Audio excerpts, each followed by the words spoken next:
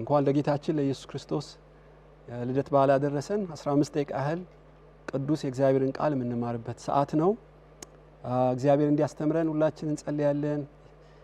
የዘላለም አምላክ ጌታ በዘመናት ሁሉ የማይሻረውን ቅዱስ ቃልህን ለአዳም ልጆች በየሁሉ ቦታ ሁሉ ጊዜ ስትናገር ነበር። አሁንም ቃልህን ለመስማት በፊትነን ለተናጋሪና ለሰሚ ጸጋህን ስጠን። ክብር ለአንተ፣ በረከቱ ለሕዝብ ሁሉ ይሁን በጌታችን በኢየሱስ ስም ብለህ ስማን፣ አሜን። ኢየሱስ ወደ ምድር ለምን መጣ በሚል ርዕስ አስገራሚ ዘማሪ ነብይም ከሆነው ከስምዖን ነው ዛሬ ማካፈላችሁ። በሉቃስ ወንጌል ምዕራፍ 2 ቁጥር 25 ጀምሮ ያለውን አነባለሁ። እነሆም በኢየሩሳሌም ስምዖን የሚባል ሰው ነበር። ይህም ሰው የእስራኤልን መጽናናት ይጠባበቅ ነበር። ጻድቅና ትጉህም ነበር። መንፈስ ቅዱስ በእርሱ ላይ ነበረ። በጌታም የተቀባውን ሳያይ ሞትን እንዳያይ በመንፈስ ቅዱስ ተረድቶ ነበር። በመንፈስም ወደ መቅደስ ወጣ።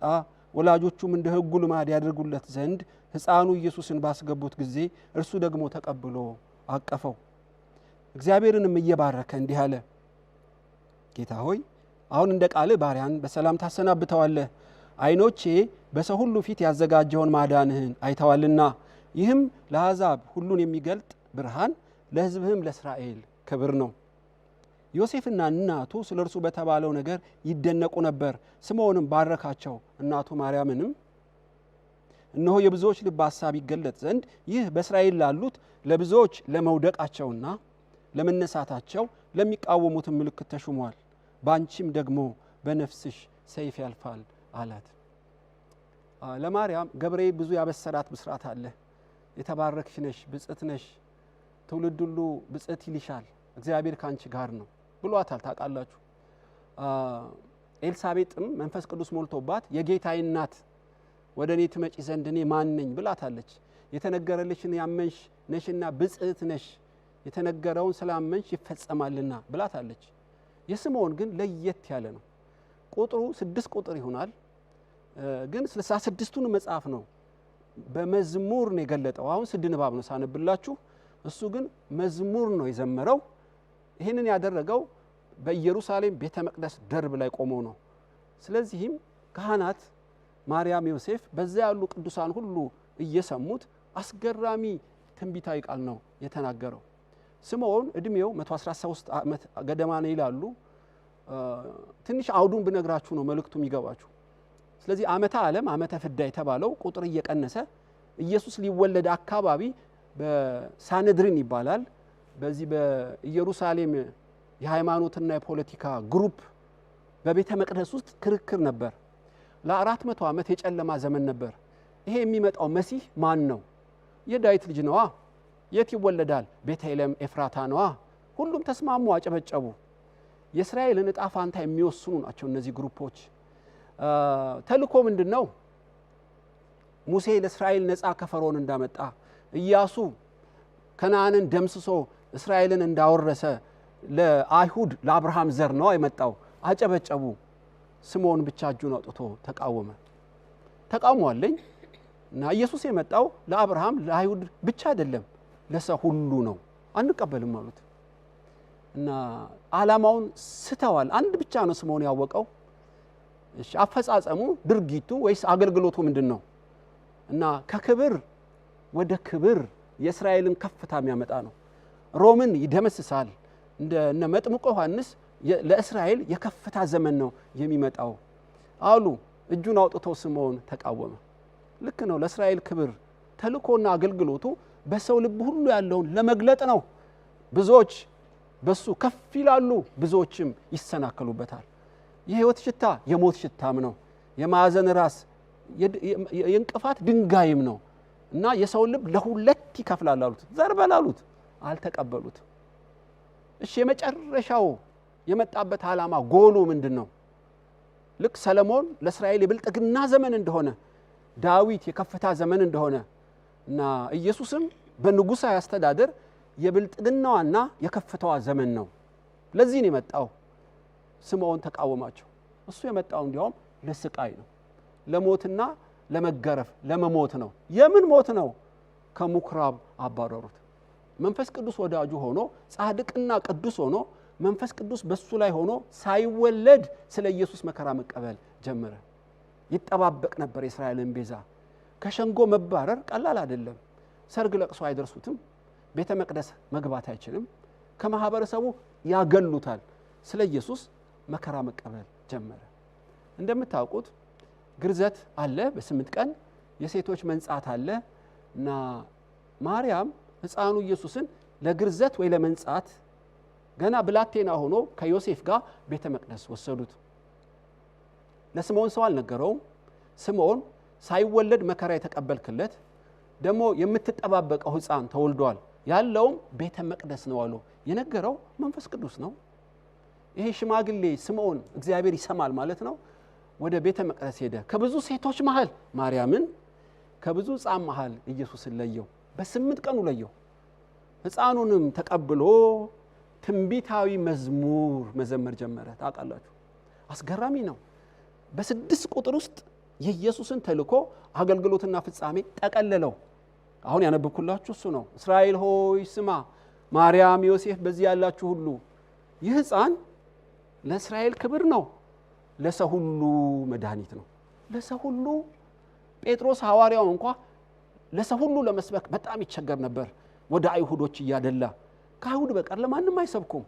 እግዚአብሔር ለነሱ ነው፣ መንፈስ ቅዱስ ለነሱ ነው፣ መጽሐፍ ቅዱስ ለነሱ ብቻ አድርገው ነው የተረጎሙት። አሕዛብን ከቃል ኪዳን ውጭ አረጓቸው። የመጀመሪያው ስምዖን በቤተ መቅደስ ሰነጠቀው። ኢየሱስ ለሰው ሁሉ ነው። የሚገርም ነው። ለትውልድ ነው፣ ለነገድ ነው፣ ለቋንቋ ነው፣ ለብሔር ነው። በምን እንደመሰለው የጥበብ ቃሉ ነው። ኢየሱስ ብርሃን ነው። ምን ማለት ነው? የብርሃን አካል እኮ ዋናዋ ፀሐይ ነች። በሁሉ ቦታ ትበራለች፣ ለሁሉ ትበራለች፣ በጸጋ ትበራለች። ኢየሱስ እንደዛ ነው። ከሰማይ የተሰጠን በጨለማ ውስጥ የሚያበራ ብርሃን ነው ይለውና ሌላ ምሳሌ ያመጣል። መድኃኒት ነው ይለዋል። ሁሉ ታማሚ ነው ማለቱ ነው። እና በመድኃኒትና በብርሃን መሰለው ኢየሱስን። ለሰው ሁሉ የተሰጠ በጸጋ ከእግዚአብሔር የተላከ መድኃኒት አረገው። ኢየሱስ ተልኮ ምንድነው? ለሰው ሁሉ ነው። ለሰው ሁሉ ነው። ይሄ ብቻ አይደለም፣ እንዲያውም አገልግሎቱን ይነግራታል። ማርያም ስሚ፣ አገልግሎቱ ኢየሱስ ባለበት እልል የሚሉ አሉ፣ ድንጋይ የሚያነሱ አሉ። ኢየሱስ ባለበት ሞት ሞት የሚሸታቸው አሉ፣ ህይወት ህይወት የሚሸታቸው አሉ። የሰውን ልብ ለሁለት የሚሰነጥቅ የሰውን እውነተኛ ማንነት የሚገልጥ ብቸኛ መድኃኒት ኢየሱስ ነው። ኳስ ጨዋታ እኩል አይከፍልም፣ ፖለቲካ እኩል አይከፍልም። ወንጌል ግን እኩል ነው የሚከፍለው። ወይ እልል ይላል ወይ ድንጋይ አንስቶ ይቃወማል። ሶስተኛ አማራጭ የለውም። ስለዚህ የልጅሽን ሹመት ልንገርሽ፣ በሰው ልብ ያለውን ሐሳብ ይገልጣል። እኩሌቶቹ ይወድቃሉ፣ እኩሌቶቹ ይነሳሉ። አንዳንዶች ይደናቀፉበታል፣ አንዳንዶችስ ይድኑበታል። ማርያም በኤልዘቡል አለበት ሲሉት እንዳደነግጪ፣ ያ ናጢ ልጅ ነው ሲሉት እንዳደነግጪ። አየሽ፣ ሁሉም አይቀበሉትም። እጁ ላይ ምስማር ያደርጋሉ፣ ይገርፉታል። የወንጌሉ ባህሪ ነው። እስራኤልን ጎበኘ ብለው እልል ደግሞ ይሉለታል። አየሽ፣ እና ሚዛናዊ እንድትሆን ያመለክታታል። የሰውን የልብ ሐሳብ ይገልጣል። ሰው በፀሐይ ብርሃን እንዴት ይሰናከላል? በፀሐይ ብርሃን አይነ ስውር እኮ በሙቀቷም ያቃታል። ኢየሱስን ለምን ይቃወሙታል? መድኃኒትና ብርሃንን ለምን ይቃወሙታል? አምላክን እያወቁ እንዳላወቁ ሲክዱት ለማይረባ አይምሮ ስለሚሰጡ ነው። ለክፉ ሰው ስለሚሰጡ ነው። ለክፉ መንፈስ ስለሚሰጡ ነው። ታውቃላችሁ እንጂ ብርሃንነቱ አንሶ አይደለም፣ መድኃኒነቱ ጎሎ አይደለም። ነቢያት እንደተናገሩት በጸጋና በፍቅር የተሰጠውን ኢየሱስ ሁሉ አይቀበለውም።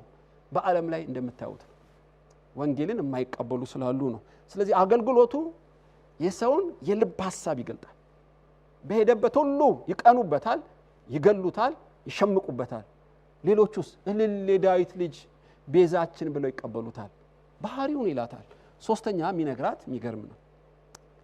በአንቺም ደግሞ ገብርኤል ብጽዕት ነሽ አለሽ፣ ትውልድ ሁሉ ብጽዕት ይልሻል አለሽ። ገብርኤልም ኤልሳቤጥም ያልነገረችሽን ልንገርሽ፣ በነፍስሽ ሰይፍ ያልፋል አላት። ትርጉሙ ስታወጥ በሁለት በኩል የተሰነጠቀ ሰይፍ ልብሽን ይሰነጥቀዋል አላት። ከባድ ምጸታዊ ንግግር ነው። ምን ማለቱ ነው? ስለወለድሽው መሲህ ቃል የነበረው ስጋ ለብሶ በምድር ባደረው ልጅሽ ምክንያት መከራ ትቀበያለሽ። አይሽ አሁን ማርያም አሜን ብላለች። ታውቃላችሁ ለትውልድ ሁሉ ብጽዕት ይሉኛል ብቻ አይደለም፣ ስለወለድሽው መከራ ትቀበያለሽ፣ ሰይፍ ልብሽን ይወጋዋል ማለት ምሳሌያዊ ንግግር ነው። ስለዚህ የልጇን የመጨረሻ ዕጣ ፋንታ ነው የሚያመለክታት። ይኸውልሽ ይገረፋል፣ ይሰቀላል፣ የሾህ አክሊል ያደርጉበታል፣ በድንጋይ ይገጥሙበታል። የመጣው ለብዙዎች ቤዛ ለመሆን ነው፣ ለብዙዎች ለመዳን ነው፣ የሰው ልብን ለመግለጥ ነው። ደግሞ ሶስተኛ ለሰው ሁሉ ቤዛ ለመሆን ነው፣ ዋጋ ለመክፈል ነው። ታውቃላችሁ ማርያም በእርግጥ ዋጋ ከፍላለች። የወለደችው ግርግም ነው። ሳትታረስ ወደ ግብጽ ሄዳለች። ከክርስቶስ ጋር አበደ ሲሏት ትጨነቅ ነበር እና መስቀል ላይ ሲሰቅሉት እናቱ ማርያም ፊት ለፊት ቆማ ነበር። በጣም ከባድ ነው። እንደ እናት እኔ እንደምሰብከው አይቀልም በእውነት። ነገር ግን ስለገባት አልደነገጠችም። ንጉስን ወልጄ ግርግም ለምንድን ነው የምወልደው? የታለ እግዚአብሔር አላለችም። ብዙ ሳትታረስ ወደ ግብጽ ምድረ በዳውን ለ3 ዓመት ለምን ሄደች? ጥያቄ አልፈጠረባትም። ዋናውን ፍታውን በመስቀል ላይ ዋጋ ቢከፍልም የመንገዱ ጉዞ የወንጌሉ ጉዞ ገብቷታል። መከራ ውስጥ የመስቀል ጉዞ ገብቷታል ማለት ነው። ስምዖን ኢየሱስ ለምን እንደመጣ ገብቷታል። ለምን መጣ ኢየሱስ? ለሰው ሁሉ ለመዳን እንዲሆን፣ ሰውን ሁሉ ለማዳን እንደ ብርሃንና እንደ መድኃኒት ለመሆን ነው። ኢየሱስ ለምን መጣ? የሞትና የህይወት ሽታ ሆኖ የሰው ልብ ለመግለጥ ነው። ላመኑት የዘላለም ህይወት፣ ለማያምኑት የሞት ሽታ ሊሆን መጣ። ግድ ነው። ኢየሱስ ለምን መጣ? ለአዳም ልጆች ሁሉ ቤዛ ለመሆን መጣ ማለት ነው። በዚህ ስነ መለኮት የተቀመመ ሰው ምልክቱ ምንድነው? ምልክቱ ድንቅ ነው። ሞትን አይፈራም። ስምዖን ምን ይላል? በ113 ዓመቱ ጌታ ሆይ በሰላም ውሰደኝ። ለምን ሞትን አይፈራም? ከሞት ወደ ህይወት እንደሚሄድ ስለሚያውቅ ነው። ብዙዎች በሞታቸው መጨረሻ ይፈራሉ። ለምን ይፈራሉ? እጣ ፋንታቸውን ስለማያውቁ ነው። ስምዖን 100% እርግጠኛ ነው። መንፈስ ቅዱስ አድሮበታል። ኢየሱስን ተቀብሏል። ሞትን ድል ስላደረገለት በእምነት በአደባባይ ያውጀዋል። ኢየሱስ የእግዚአብሔር ልጅ እንደሆነ፣ ለብዙዎች ቤዛ እንደሆነ የሚያምን ሰው ምልክቱ ምንድነው? ሞትን አይፈራም። ሁለተኛ ምልክቱ ምንድነው? እግዚአብሔር ሆይ ሰላም አለኝ። ሰላም ሁለተኛው ምልክት ነው። ከራሴ ሰላም አለኝ፣ ከሰው ሰላም አለኝ፣ ካንተ ጋር ሰላም አለኝ። ህሊናዬ አይወቅሰኝም፣ ቃል አይፈርድብኝም፣ መንፈስ ቅዱስ አይከሰኝም። ሰላም አለኝ። ኢየሱስን የተቀበለ የሰውነቱ የልብ ሰላም አለው፣ የማይወሰድ ሰላም አለው። ስምዖን ሰላም ነበረው። አስደናቂ ነው። ሶስተኛው ምልክቱ ምንድነው? ጥበብና ዕውቀትን በዜማ ለአዳም ልጆች ይመግባል። እና ኢየሱስን በፀሐይ መሰለው፣ በመድኃኒት መሰለው እና በሁለት በኩል የተሳለ ሰይፍ አድርጎ መሰለው። እና እነዚህ ሁሉ የጥበብ ቃል ስምዖን ተሰጥቶታል። ክርስቶስን በዚህ መንገድ ገለጠው። ዛሬን መልእክት ለምንሰማ ስምዖን ይሰብከናል። እኔን ተውሶ ወደ ምድር ኢየሱስ ለምን እንደመጣ አውቀናል ወይ? የመጣው ለምንድን ነው? እኛን ለማዳን ነው። ሊፈርድብን አይደለም፣ ሊያድነን መጣ። ሊኮንነን አይደለም፣ ነፃ ሊያወጣን መጣ። ብርሃንና መድኃኒት ሆኖ የመጣውን ኢየሱስ የእግዚአብሔር ልጅን እንደ ስምዖን ተቀብለሃል ወይ ነው ጥያቄው። ተቀብለሻል ወይ ነው ጥያቄው። ለምን እንኖራለን? በእውነት በአውደ ዓመትን በየዓመቱ ለምን እናመልካለን? የመጨረሻው የዓለም ዕጣ ፋንታ ሳይዘጋ በፊት ሰዎች ኢየሱስን አምነው ከሚመጣ ቁጣ እንዲያመልጡ ነው። ከሲኦል ከገሃነም እንዲድኑ ነው። በነፃና በጸጋ የተሰጠውን ይህንን መድኃኒት ኢየሱስ እንደ ስምዖን ተቀብለዋል ወይ? ይሄ ብቻ አይደለም። የመንገዱ ባህሪ የሰው ልብ ይገልጣልና ስለ ወንጌል ስለ ኢየሱስ መከራ ለመቀበል እንደ ማርያም ዝግጁ ነህ ሆይ? እና መከራ እየተቀበልክ እንግዳና መጻተኛ ለምን እየታገስክ የኢየሱስን ምጽአት እንጠባበቃለን? አዎ ኢየሱስ ድጋሚ ይመጣል። ለሚያምኑት የዘላለም ሕይወት ሊሰጥ ይመጣል። ሰዎች በወንጌልና በኢየሱስ ምክንያት ሲነቅፉህ፣ ከመሬት ተነስተው ሲቃወሙህ ትታገሳለህ ሆይ? ኢየሱስ ታግሷል። ማርያም ታግሳለች። ስምዖንም ታግሷል። ሳይወለድ በፊት ከተወለደም በኋላ መከራ ተቀብሏል። በስጋዊ ሰውነታችን ስለ ወንጌል መከራ ብንቀበል ብድራት እንዳለው ስምዖን ይነግረናል። ማጠቃለያው በእውነት የነፍስ ሰላም አለን። ብዙዎች ሰላም ለማግኘት ብር ይሰበስባሉ፣ ብዙ ይማራሉ፣ ብዙ ዕውቀት ይሰበስባሉ። እውነተኛ የደስታና የሰላም የሐሴት ምንጭ ኢየሱስ ብቻ ነው። ወደ ልብህ ኢየሱስን ካላስገባኸው በዓል በማክበር ብቻ ሰላም አይሆንም እና መልካም በመሆን ብቻ ሰላም እንደ ወንዝ ከወዳችን አይፈልቅም። የማያቋርጥ ደስታና ሰላም እንደ ወንዝ ከውስጣችን የሚፈሰው የእግዚአብሔር ልጅ የሰላሙ አለቃ ኢየሱስ ሲገባ ነው። በክርስቶስ ምክንያት እንደ ስምዖን መከራ ለመቀበል ለመነቀፍ እንደ ማርያምም ዝግጁ ነን ወይ? ሕይወት ስትቀበል የዚህ ዓለም ገዢ ዓለምና ክፉ ሰዎች መከራ ያመጡብናል። እሰይ የመዳናችን ምልክት ነው። ኢየሱስ ሲመጣ መከራ በሌለበት በሰማዕታት በመላእክት ጉባኤ ይወስደናል። የመስቀሉ ምስጢር ገብቶሃል ወይ? ኢየሱስ በመስቀል ለምን ሞተ? ቤዛ ለመሆን ነው። በፋንታችን ሊሞት ነው። ቤዛ ማለት ምትክ ነው። እኔ መሞት ሲገባኝ ሞተልኝ፣ እኔ ራቁቴ መሆን ሲገባኝ ራቁት ሆነ። ያ ሁሉ የመስቀል መከራ እኔን ነፃ ለማውጣት ነው። በኢየሱስ የሚያምኑ የዘላለም ሕይወት አላቸው። ቢሞቱ እንኳን የዘላለም ሕይወት ከእጁ ማንም አይነጥቃቸውም። ለበጎቼ ነፍሴን እሰጣለሁ እንዳለ የነፍስ ዋስትና ምንድን ነው? በእውነት ሰላም አለን? ዝማሬ እናፈልቃለን? ወይስ የሞት ፍርሃት ይዞናል? ከሞት ፍርሃት ነፃ ለመውጣት ሁልጊዜ ደስ እንዲለን ጥበብ እያፈለቅን ህዝቡን ለመመገብ እንድንፈልግ ከፈለግን መድኃኒቱ መንገዱ አንድ ብቻ ነው። ከሰማይ በታች ለሰው ሁሉ የተሰጠው ኢየሱስን እንደ ስምዖን መቀበል ነው። በዓሉ መልካም በዓል ይሁንልን። ክርስቶስን በመቀበል ስምዖን ያጣጣመውን ሕይወት እኛም እንድናገኝ እግዚአብሔር በጸጋው ይርዳን። እግዚአብሔር ሁላችንንም ይባርክ። አሜን።